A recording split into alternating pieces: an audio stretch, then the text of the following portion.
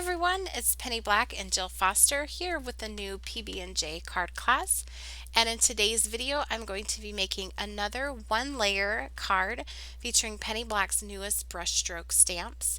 And here is a look at the card that we will be creating today.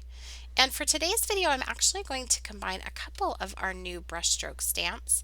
They are 40-825 aromatic, and the other is, here it comes, 40-833 abundant blooms. Now you will notice that these stamps do have flowers coming from a beautiful vase, and I have some cards showing them using the entire stamp over on the Penny Black blog, and I'll link that for you down in the YouTube description box. But I also wanted to show you today how you can use these if you don't want to use the vase, and you can get even more from these stamps. So I'm starting by stamping using my MISTI stamp positioning tool, and I am stamping onto Strathmore Bristol cardstock, which is really great for stamping with these brushstroke stamps. I inked my stamp using my Distress ink mini ink pad. I misted it with water and stamped it down, and now I'm going to grab Ranger Archival ink. And I love doing kind of the water color look with the Distress ink pads and misting with water, and then going back with this archival ink to capture the details. So you really get the best of both worlds.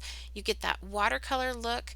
You can even leave it at that very loose watercolor look, but you can also go back in and really get some of the details of that stamp by using the archival ink. There's something about that archival ink, it is just so good at capturing those details. It's like not too juicy, but it's juicy enough. Next, I've grabbed my Tombow marker just to color in sort of those stamen in the center of the flowers. And sometimes I'm just stamping a couple of times just to darken up the color. I'm going to clean off my stamp.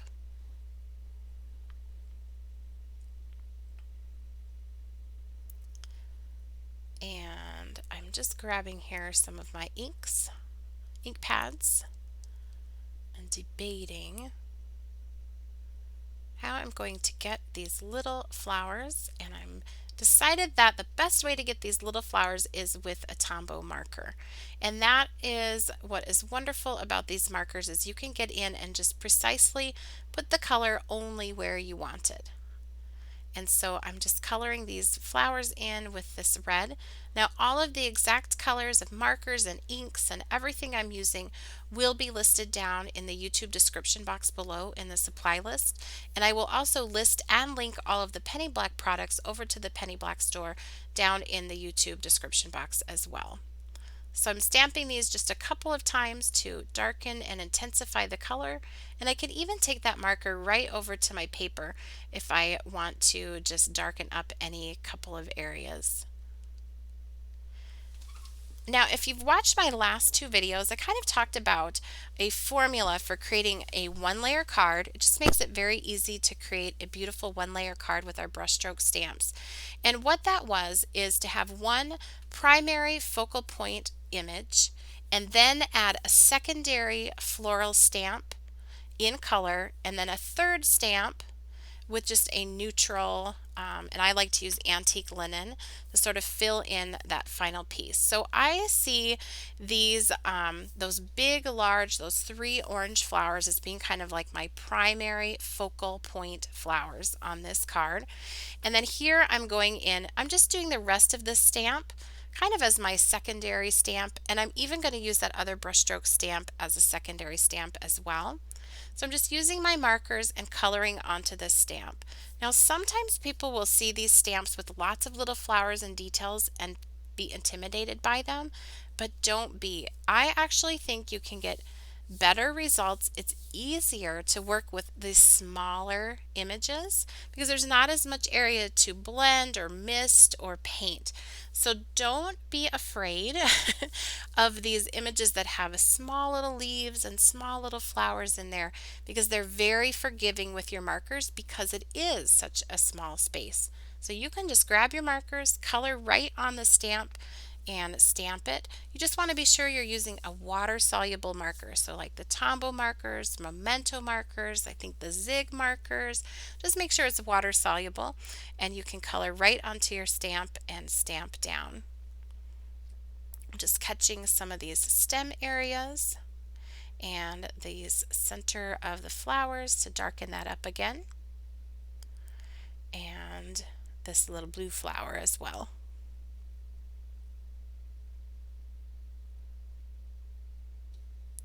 Now here is where I'm kind of considering my secondary stamping or my second layer, and I'm just going to do blue onto these flowers. So I don't want to add a lot of other colors, but I'm just going to use some blue, and this is that other brushstroke stamp that has the vase at the bottom, but you don't have to use the vase. Isn't it pretty even without the vase? I think it is so pretty.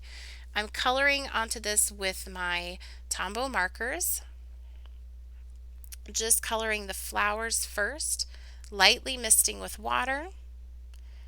I have a paintbrush with a little bit of water, a cup of water handy, and I can just blend that a little bit if I need to, if I have any puddles or anything once I stamp it down. But I did decide with these flowers, kind of because it's that sort of secondary layer, to keep them pretty loose and pretty soft in the stamping. I'm going to dry them there with my heat tool, and then I'm just going to go in and add some color here to the leaves and the stems. I think these brushstroke stamps are really fun.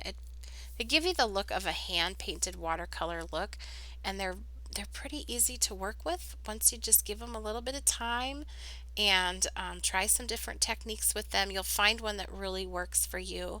I think the biggest advice I can give you is to try them with the Strathmore Bristol paper, that really smooth paper.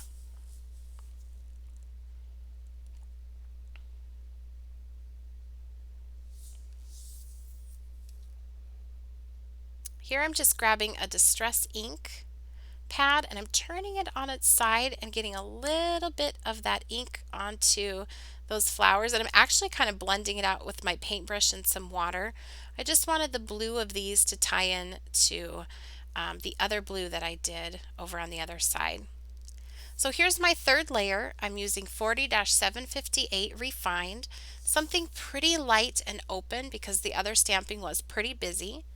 And I'm going to stamp this with a very neutral light color. I'm going to use Antique Linen and just stamp it right over the top of some of those areas. And you can see here I added those blue flowers down at the bottom of the card as well. You could really do this card and turn it any direction that you wanted and have these flowers growing up from the bottom or down from the top or the sides. It's amazing what you can get from those brushstroke stamps, even the ones that have the vase as part of the stamp.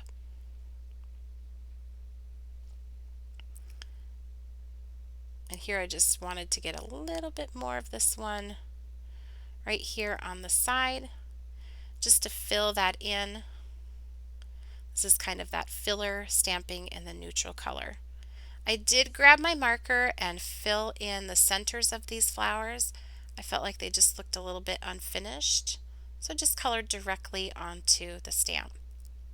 And the one layer stamping is done. All that's left is the sentiment, and I'm combining our new transparent stamp set 30-897. I took a sentiment from that, as well as the die cut sentiment from 51-041 Friends Frame.